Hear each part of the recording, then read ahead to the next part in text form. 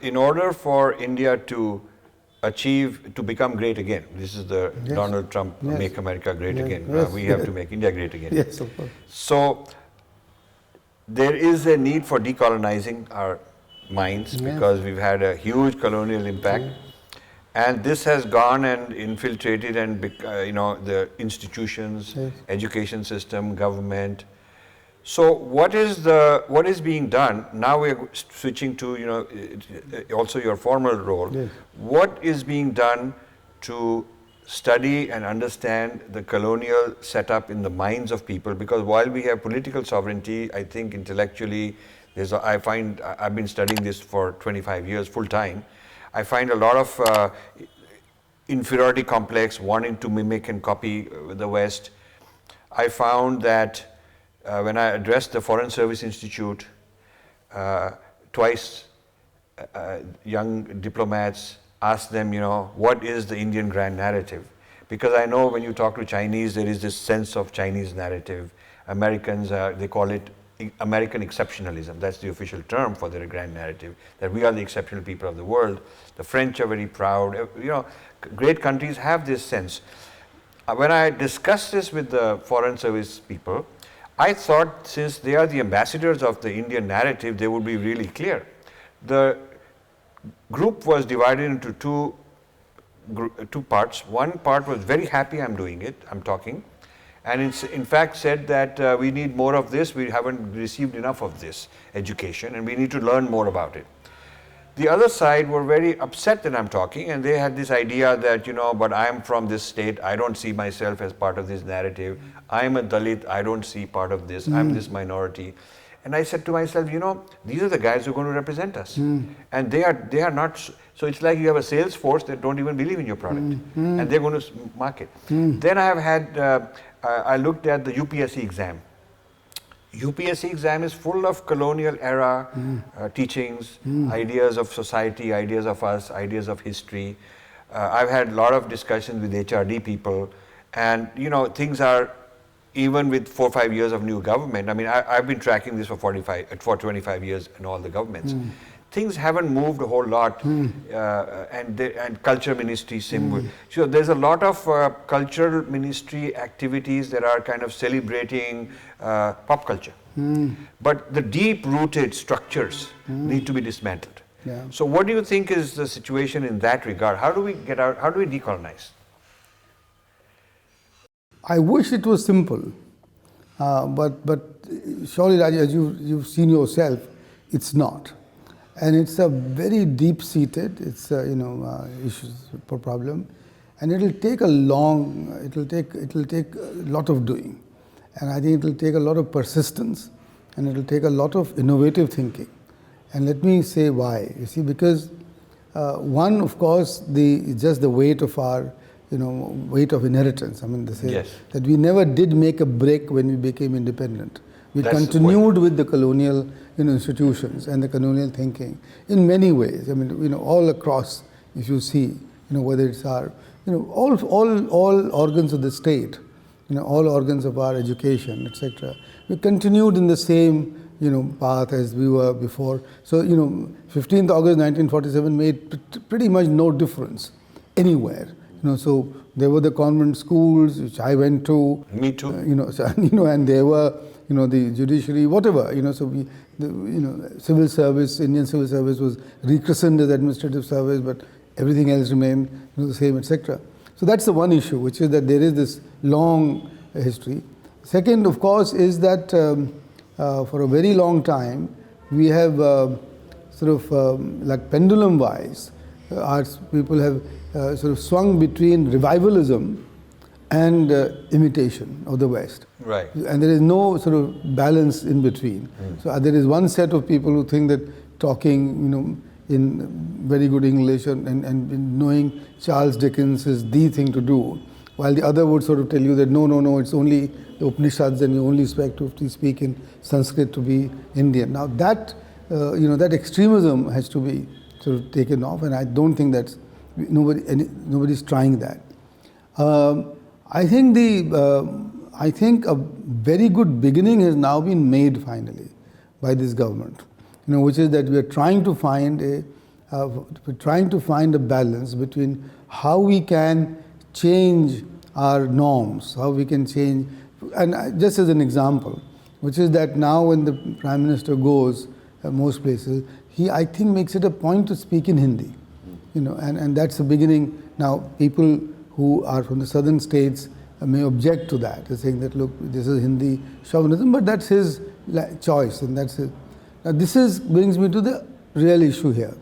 We are a continent and not a nation. And we are comprised of nations. A nation state is comprises of nations because a nation is defined in terms of its own culture, its language, its literature, and its folks, and so on. And we have very distinct such things. So what we will need to do to have an Indian grand narrative is we will have to, our elite will have to try much harder than any other homogeneous elite.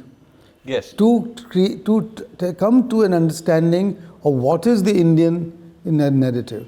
Now, the Indian narrative must therefore include the respect for each other, yes. Must include therefore the respect for all different distinctions, and yet, and this is where I'll end, yet we have the duty to come up with 3, 4, 5 features which define us as Indians. Yes.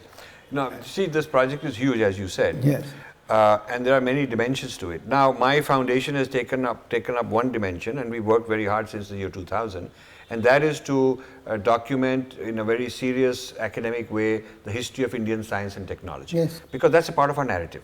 Yes. We're not just losers and invaders came and we lost, but we've also been contributing science and technology. There's metallurgy, there's medicine, there's civil engineering. So we have produced 14 volumes. Wow. Each volume by an academic person. No pushpak viman, no Brilliant. Exaggeration. And that's the balance I'm thinking. Yeah. So we made it a policy that anything that cannot be empirically proven today yes. is not in. It may be nice sounding, but it's not part of this volume series. And everything is gone through blind reviews by internationally known people. And so we produced 14 of these. Fantastic. Now we tried very hard to gift it to the government and say, now take it part of the curriculum. And there's nice intentions, but somewhere in the process never went through. Old government, new government, same thing. Similarly, I felt that the UPSC exam, if we were to change it, it would drive all these coaching people who go coach you for the exam. They require you to read the old Marxist thinkers because that's what that's what it takes to pass the exam.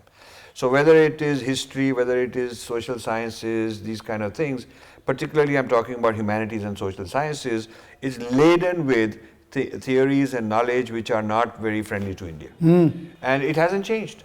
So, there are certain very concrete things that, and I study this full time, this kind of whole process. I think, Rajiv, this is where, let me invite you, to say that in Niti Aayog, we're looking for out-of-the-box ideas. And in Niti Aayog, we are looking for new ideas, new initiatives, where we can do things differently. And I think a huge effort, I'm absolutely convinced, needs to be made on our education and our cultural and side.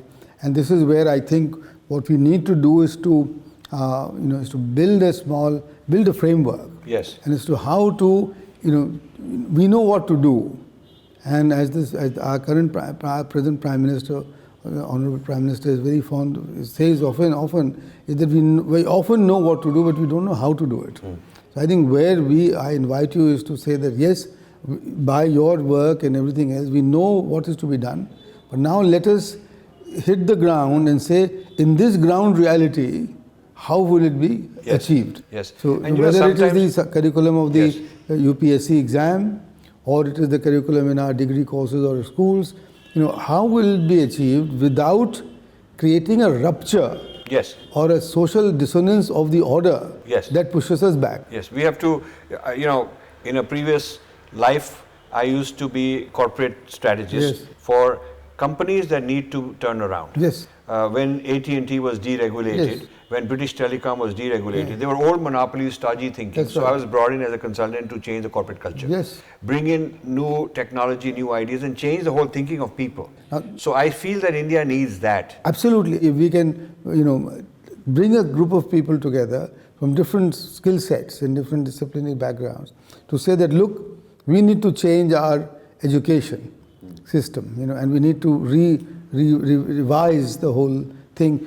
So then, if you get those different perspectives and somebody like you, if you can champion it, to change the design. Sure. And that's the way to do it. And I mean, in my understanding in the last 17 months, this must be Niti Aayog's job. This must be very high leverage. Must be Niti Aayog's job to think ahead in terms of how the country will survive in a world which is changing so rapidly. Yes.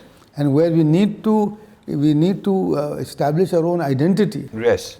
How do we do it? I think that's that's a project very well worth doing in Niti Aayog. Yes. And another aspect of the grand narrative, as you mentioned, India is a Rashtra with many Desh. Yes, absolutely. So that's a very good way of putting it. There is the construct of Desh from the Vedas. Yeah. There's a construct of Desh and there's a construct of Rashtra. Yeah. Now, the interesting thing is that Rashtra and Rajya are separated in the Vedas.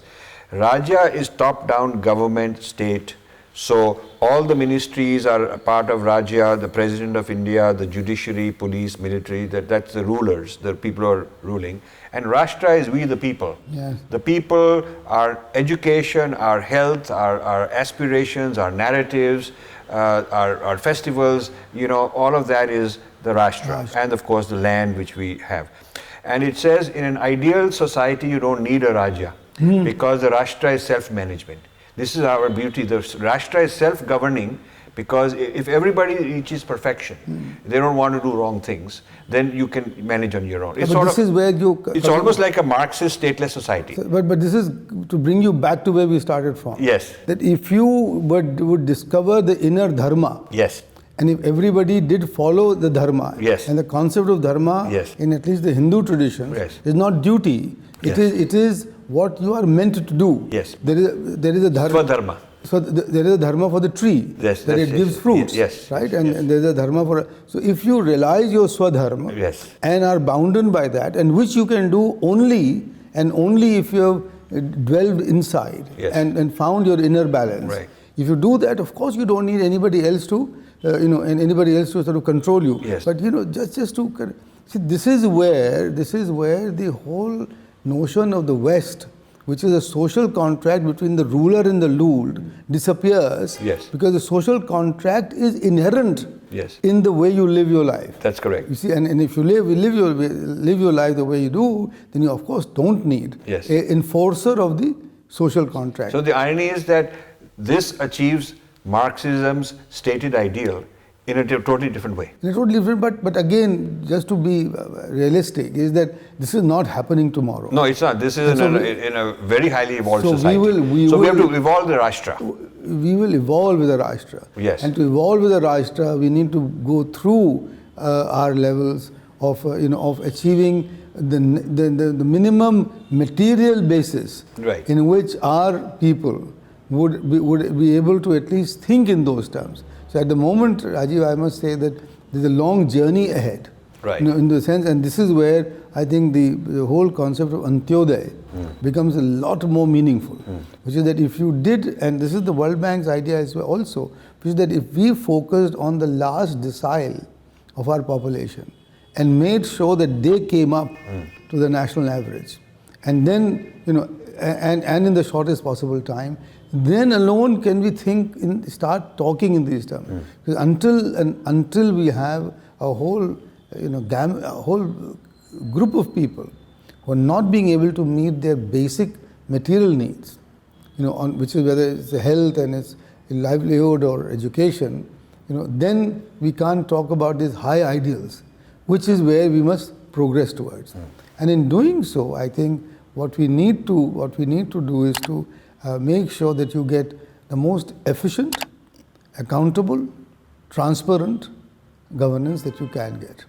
And I think that's the beginning that you have to make today, which I must confess, I think this government has made in a significant way. And which is why I very often say that I feel that the that India has changed simply because the government today has accepted its own duty, its own dharma, of being able to govern efficiently, transparently, and in an accountable manner. If this continues for not many but few decades, by the time we're celebrating the independence centenary of our independence, I think we would be talking like and progressing towards the Rashtra that you're talking about. Yes. Thank you for watching. You can subscribe here and also hit the bell icon to make sure you get notified. To donate, please click this button.